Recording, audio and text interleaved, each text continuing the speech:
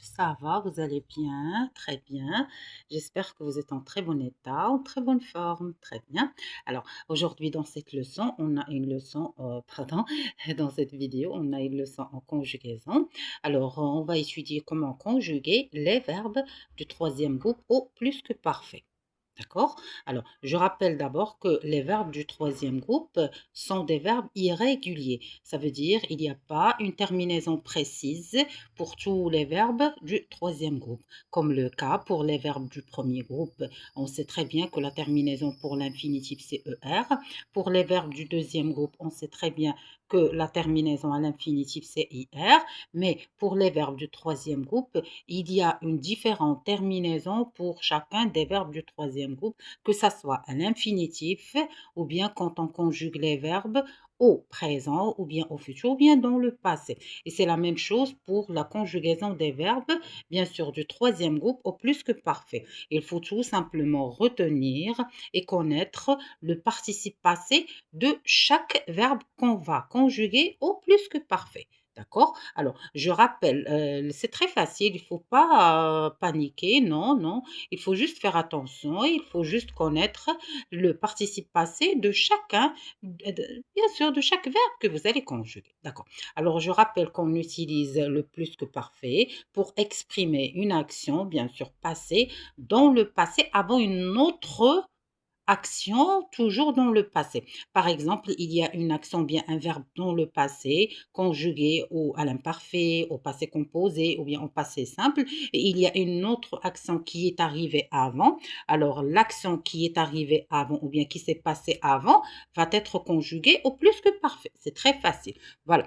Alors, le plus que parfait des verbes du troisième groupe se forme avec deux mots. Ça veut dire que le verbe bien sûr, du troisième groupe conjugué au plus que parfait, se compose de deux mots, l'auxiliaire être ou avoir conjugué à l'imparfait, d'accord, conjugué à l'imparfait, comme on va voir dans les exemples que j'ai préparés ici, d'accord, et le participe passé du verbe conjugué. D'accord? Et puisqu'il s'agit ici des verbes irréguliers, il faut retenir ou bien connaître le participe passé du verbe qu'on va conjuguer tout simplement. D'accord? Alors, les verbes du troisième groupe sont des verbes irréguliers, alors il faut connaître leur participe passé. Exemple, regardez, dit, c'est le participe passé du verbe dire, appris. C'est le participe passé du verbe apprendre, voulu. C'est le participe passé du verbe vouloir. D'accord?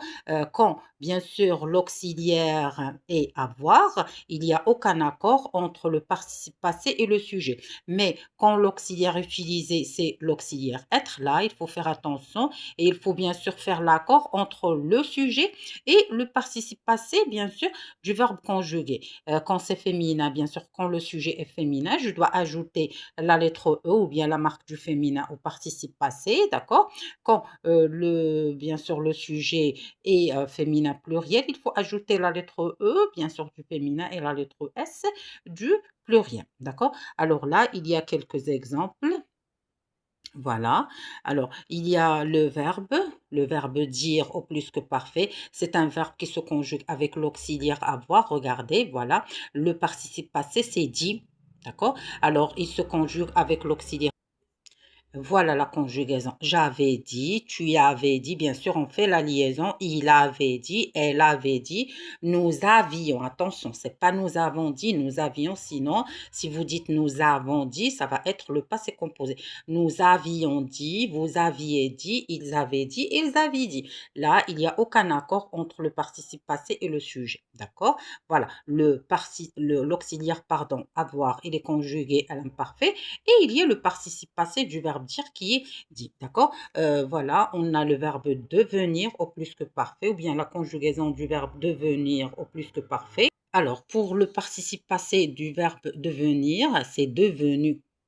Mais attention, le verbe devenir se conjugue avec l'auxiliaire être.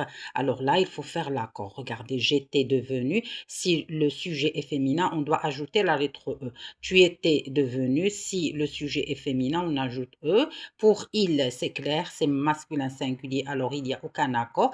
Elle était devenue, bien sûr, on ajoute E parce que elle, c'est pardon, féminin singulier. Nous étions devenus, nous, c'est pluriel, on ajoute S quand c'est masculin, bien sûr, pluriel. Quand c'est féminin pluriel, on ajoute la lettre E du féminin et la lettre S du pluriel. Vous étiez devenu, bien sûr, c'est pluriel masculin, alors c'est seulement S.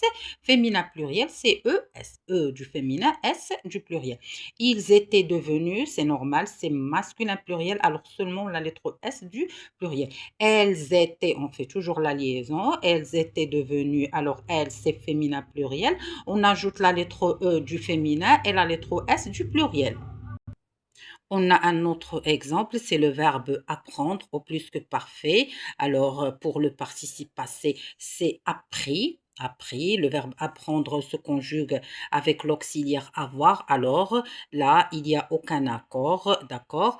Voilà, j'avais appris, tu avais appris, il avait appris, elle avait appris, nous avions appris, vous aviez appris, ils avaient appris, elles avaient appris, d'accord? S ici, c'est seulement la terminaison, bien sûr, du participe passé du verbe apprendre. On a aussi le verbe partir, c'est un verbe qui se conjugue avec l'auxiliaire être. Alors là aussi, on fait l'accord, d'accord? Voilà. Alors regardez, il se conjugue avec l'auxiliaire être, bien sûr, il est conjugué, l'auxiliaire, il est conjugué à l'imparfait, et le participe passé, c'est parti avec i. Alors regardez, pour appris, c'est is, pour parti, alors c'est seulement i. Alors j'étais parti, e, quand le sujet est féminin, tu étais parti, e, quand tu c'est féminin, il était parti, il n'y a aucun accord parce que il c'est masculin, bien sûr singulier, elle était partie, puisque elle, c'est féminin singulier. Nous étions partis, alors quand c'est masculin pluriel, c'est seulement S. Quand le sujet nous, c'est féminin pluriel, ça veut dire un groupe féminin qui parle. Nous étions partis, alors c'est E du féminin, S du pluriel. Vous étiez partis, la même chose. Quand c'est masculin pluriel, c'est seulement S. Quand c'est féminin pluriel, c'est E du féminin, S du pluriel. Ils étaient partis. Très bien. Et à la fin, il y a elles étaient parties. D'accord? On fait toujours la liaison. Elles étaient parties. Voilà. Elles, c'est féminin pluriel.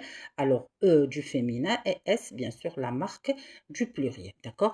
J'espère que l'explication était claire. Comme j'ai dit tout à l'heure, pour la conjugaison des verbes du troisième groupe au plus que parfait, puisqu'on sait très bien que les verbes du troisième groupe sont des verbes irréguliers, il n'y a pas une règle précise pour connaître, bien sûr, la terminaison, bien sûr, de chacun des verbes, bien sûr, tout simplement pour le participe passé, il n'y a pas une terminaison, bien sûr, unique. Non, il n'y a pas. Alors, il faut tout simplement connaître, faire un petit effort et apprendre, bien sûr, chaque participe passé de chacun d'un groupe de verbes parce qu'on sait très bien qu'il y a un groupe de verbes du troisième groupe qui ont la même terminaison pour le participe passé. Il faut au moins d'abord voilà, retenir la terminaison d'un groupe du verbe du troisième groupe. D'accord? Bien sûr, il y a quelques verbes qui partagent bien sûr la même terminaison.